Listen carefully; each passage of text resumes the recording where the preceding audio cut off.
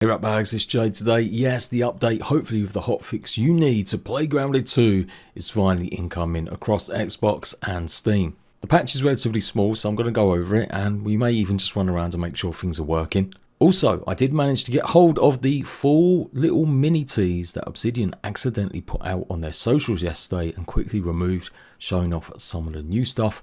Big shout out to Capital Schultz for that one. And I want to talk about the future of Grounded 2. I don't want to upset anyone or cause any panic or worry, but things aren't good at the studio that's actually currently making Grounded 2, and it has left me a bit concerned about Grounded 2's future.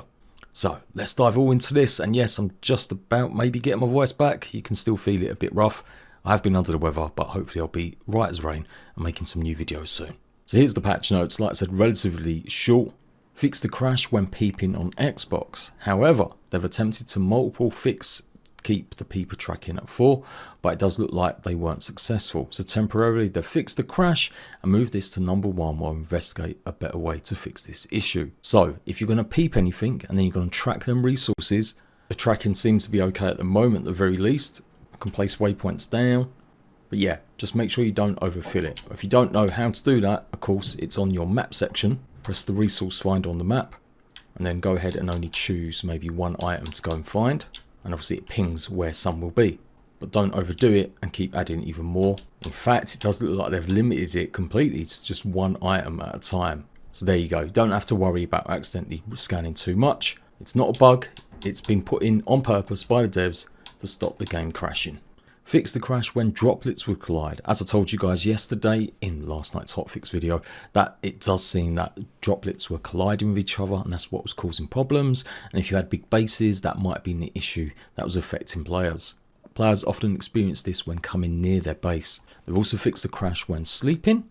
Lots of you also suggested that it was happening when you were sleeping in your scorpion bed. Fix the camera issue and chopping issue with the upgraded visual Omni tool. This was happening that you'd hit one hit and then not another hit, and basically made it impossible to gather certain resources. It seems like it was the customization that was doing it, so the hotfix was for you guys to just take it off at one of the stations or swap characters to a character that didn't have it customized. But now hopefully it should be working all together and you can now go ahead and chop your grass and dig up anything you need. Yeah, that seems to work okay. Photo mode seems to be alright, although that still needs a huge amount of improvements. And they've got rid of the annoying glitch when you was doing it in third person. It kind of show your silhouette or almost black out whenever you was harvesting or doing anything with your Omni tool. But they are still aware of some other things that they want to fix. Bugs we're still investigating for the next hotfix. Various part terrain gaps. Photo mode functionality. Certain building pieces having no collision. Super speed jump while jumping in your base and various other objects. I mean, that one they can keep. I don't mind that. The terrain bugs have been quite funny, and I've heard some reports of players somehow falling into them. I thought it was just a visual bug only, but it does look like, yeah, you may have a bit of an issue getting out if you haven't got the right resources. But hey, at least you can go and kill yourself and come back and get them. So again, as said, big shout out to Capital Schultz that managed to pull this or got someone who did it. This was the small tease that got posted on their socials and they swiftly took off. Now, as I said, I reckon they did that because they knew if they were to go promoting this like stuff would be coming in the future, it could be considered bad deeds when the game's crashing for so many people. I'm really hoping that's the case, and it's not because actually a bunch of this stuff isn't actually going to be arriving anytime soon, or they've made a mistake of using creative mode. There's nothing really new that I haven't shown from yesterday's video, but it does show again, once more maybe a bit clearly, that the Broodmother decor pieces are in the game. So whatever they meant about no returning bosses, it does seem like things are going to be very different, and I'm going to be doing a special video about that tomorrow. But yeah, there you go, that is the sneak peek. Hopefully it gets put out for everyone soon. Some weird lift music going on in the background, but there you go. So if you guys don't know, Obsidian basically farmed out the production of Grounded 2 pretty much 99% over to Eidos Montreal. Now this isn't a studio that's owned by Microsoft, it's owned by Embracer. Boo. I won't go into too much detail about them, but let's just say they're a big mega corpo that bought out tons of games, tons of companies, and basically didn't have the money. They were using effectively loans. And in the end, a lot of stuff ended up being shut down, thousands upon thousands of developers being let go, and tons of games being cancelled. They've pretty much come to the end, hopefully, of selling off a lot of studios. but Eidos Montreal is still one of theirs. So it was always a bit weird why Microsoft would choose them, given that they had their own studios they ended up closing. Why not give over that? But I'll get onto that in a second. But it looks like Eidos Montreal have had a second round of layoffs. Now, no one, by looks of things, who was working on Grounded 2. About a dozen more people, so over 100 in the last year alone. But it doesn't paint a good picture. The big projects they're working on at the moment are Grounded 2 and helping support Fable. So does this mean Grounded 2 is not going to get finished? No, I think it will absolutely get to the point where it's 1.0 and it'll have a lot of content in it. Will it carry on getting updates beyond that though? That is something that I think we do have to think about. Previously, their game director, Chris Parker, who works at Obsidian, who's been overseeing development, has said that they want to carry on supporting Grounded 2 for a long time.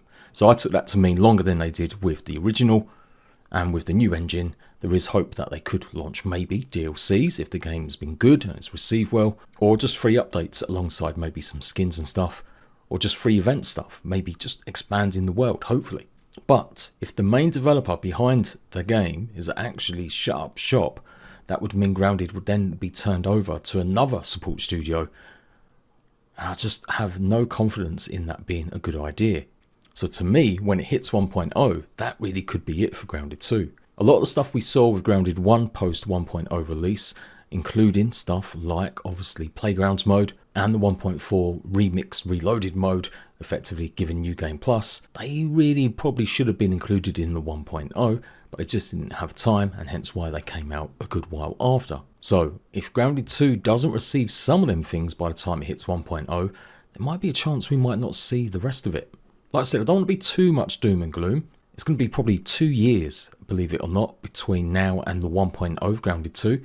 Doesn't look like we're in any rush, and by the looks of things that they've got coming for next time, I think they've got a lot of content they still want to add.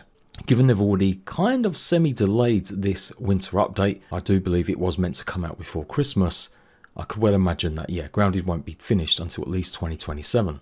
So between now and then, maybe Eidos Montreal will be able to get their act together and hopefully not suffer any more layoffs and find a few games that will hit really well. But the thing is, with these kinds of deals, normally Microsoft would pay a studio to go ahead and do the ports, or they give them a percentage of the sales, or maybe both. Now, if they've given them a certain amount to fund and develop the game, then that's all good, right? Eidos will have that money, they can carry on. But if the rest of the studio around it hasn't actually got enough success going on, that could present a bit of a problem. Again, the only good spot is that they are working with Fable as well, and that's not maybe scheduled to come out later on this year or even next year. So yeah, hopefully between them, they've got enough to keep the lights on. So going back to what I said about why did they not just get one of their other studios to do it, as Microsoft have let go of about 11,000 staff across all their divisions in the last few years. Well, it's corporate mega saving money. Why have to keep open a studio that you're probably going to close, fire in 100 people? Sure, they could work on this project, but then you'd still have to let go of them, and that would probably look even worse if the game turns out to be a success. Instead, they can do it cheaper by paying a studio that's struggling, and then once that contract is done, they don't really owe anything to keep them people in the loop in the game industry. They can just say, our contract's finished, thanks a lot, bye-bye. Meaning Microsoft don't have to then keep letting go of people. It's happened before with a lot of other games, and I know it's not Obsidian's fault, this is just decisions that are probably made above them, but it does kind of suck. I do really wish we'd get an explanation about why Obsidian didn't want to carry on doing Grounded 2. Like, I can guess and say that the original team just got bored of working on it since they've been doing it for like 7 years. And that's cool. Obsidian aren't a massive studio, and as we've seen, some of the quality of their previous 2 games, Avowed and Outer Worlds 2, has been called into question, given that they don't necessarily have large teams, and so maybe don't always have enough to invest in brand new kind of features, or maybe taking a look at revolutionising the gameplay of their games a little bit more. But yeah, it still kind of sucks that that was kind of handed over. I think Eidos Montreal are doing a good job. I do believe they've been rushed a little bit. I do think that Grounded 2 wasn't meant to have come out until next year.